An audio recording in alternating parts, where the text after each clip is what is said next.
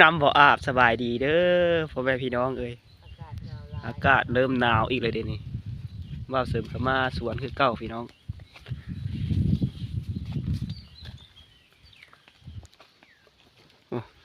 หาเขาไปฝึกน่าเยอะ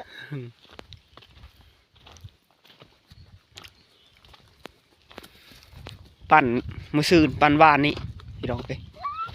เบิ่งมืออื่นสิได้ขายไว้ได้มัน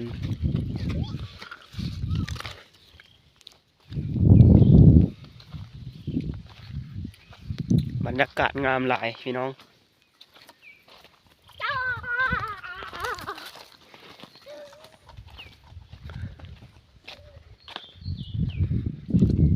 ขากองปะได้ใส่ขากองก็มาเป็นตะเอาละโอ้โอ้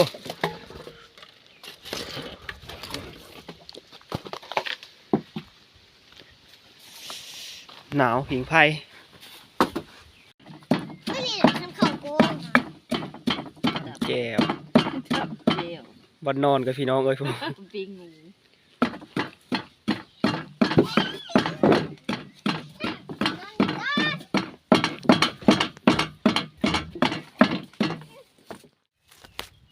เด้อพี่น้องเด้อมากดมันเด้อ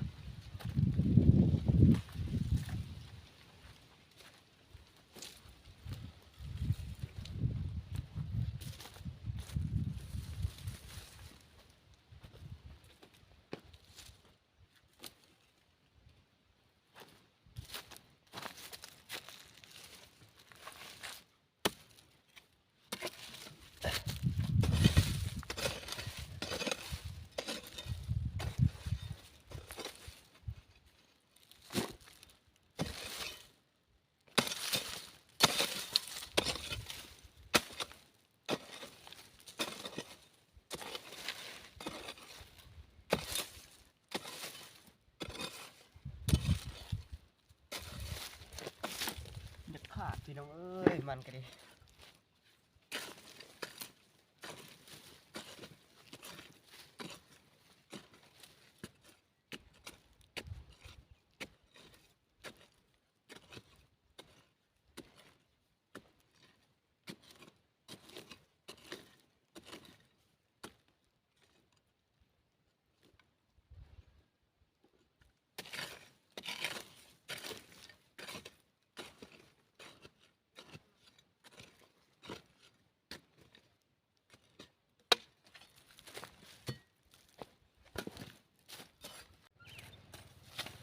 พี่น้องแม่บ่เสริมกำลังคูดโค้นได้อยู่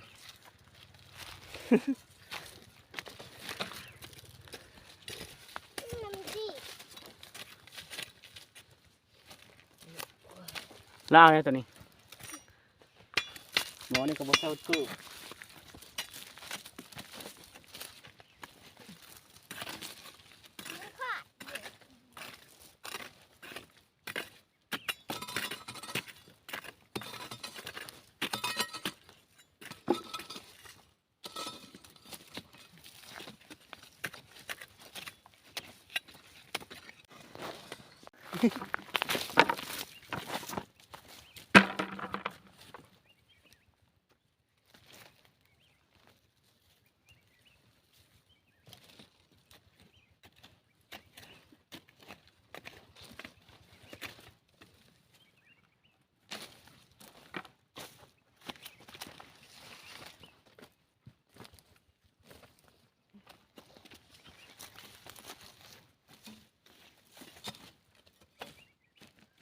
อากาศนะพอดีแต่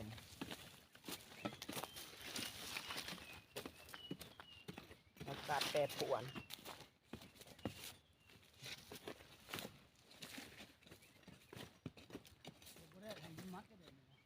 เพื่อบอกนี่เมื่อยเนาะ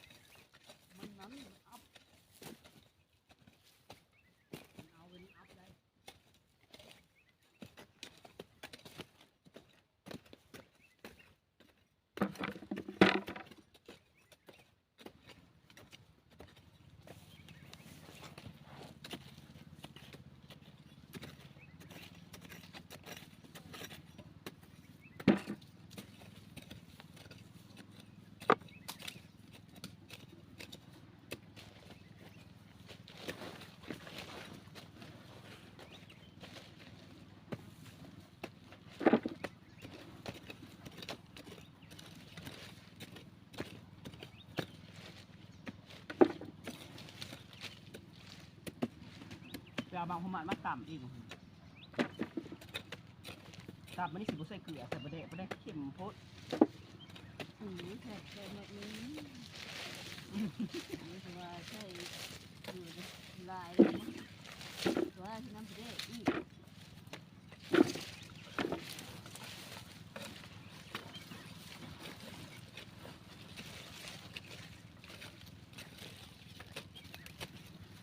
เอาฟ้าเลยว่าแล้วมันจะเล็ดน้ำแล้วมันกระด้างแล้ว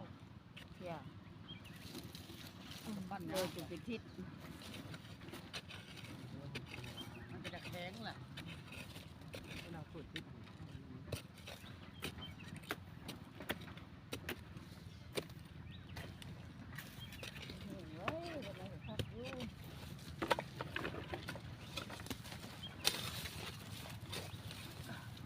กลัวสิได้เงินแต่ละขีดละบาทพี่น้องเอ้ย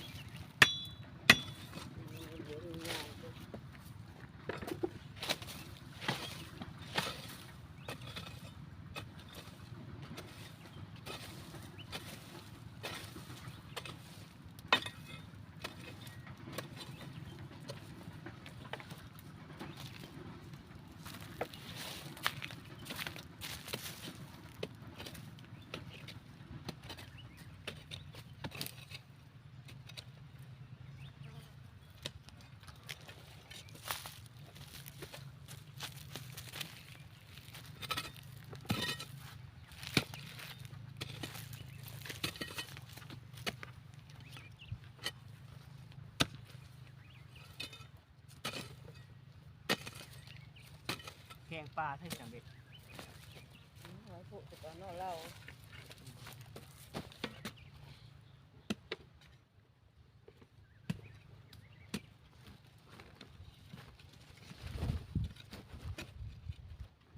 ง่ายแล้วพี่น้องเอ้ยแม่เบาเสือกำลังจักหน่อไม้สีแกง หน่อไม้เขาจะเอาให้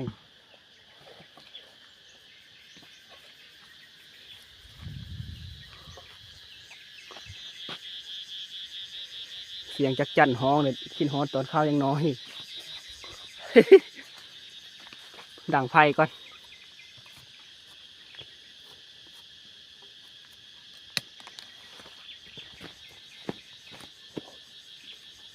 เอาไฟกับมอดขาออก ดังเอาไหมเด็กกระเพรา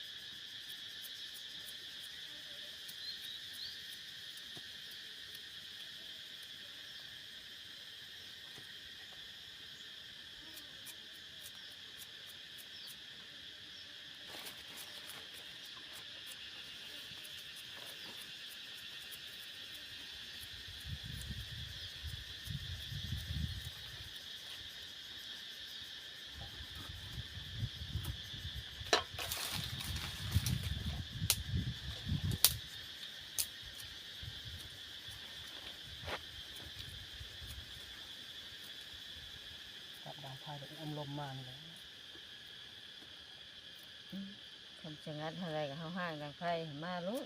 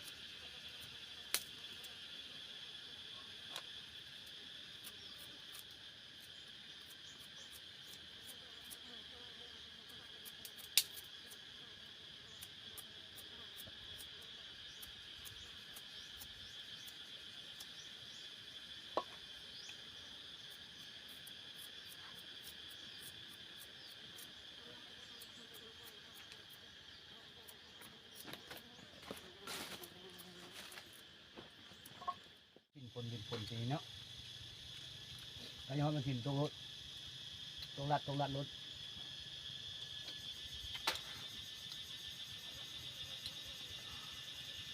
ว่านี่ก็พ้นว่านี่ว่าเสานี่ เมื่อเช้านี่กับมื้อไหนสาม อืม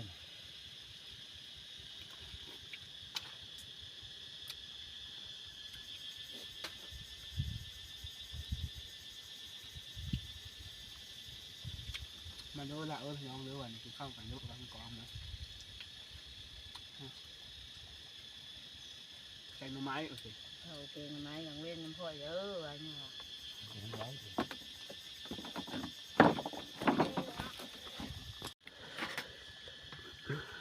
ใส่หน่อไม้ฮ้อนๆ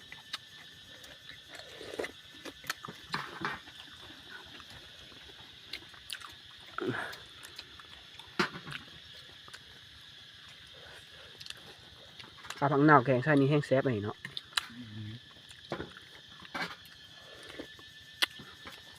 ผักขาพี่น้องเลย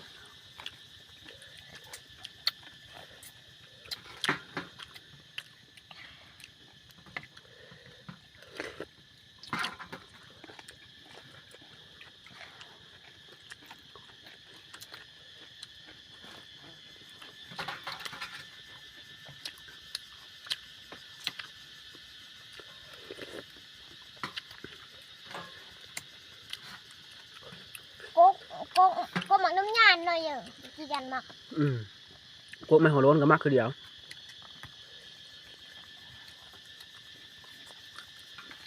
ก็มาสตอฮะ เด้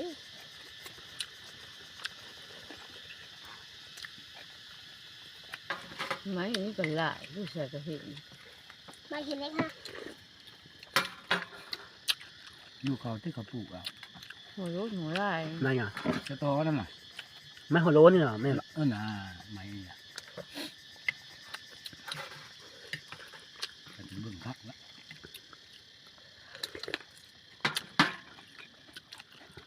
บางคนเขาเอามาเผากินอย่างหอมถ้าสบุกกินทางยังเจ็บหัว เขาอยู่กับแก้ว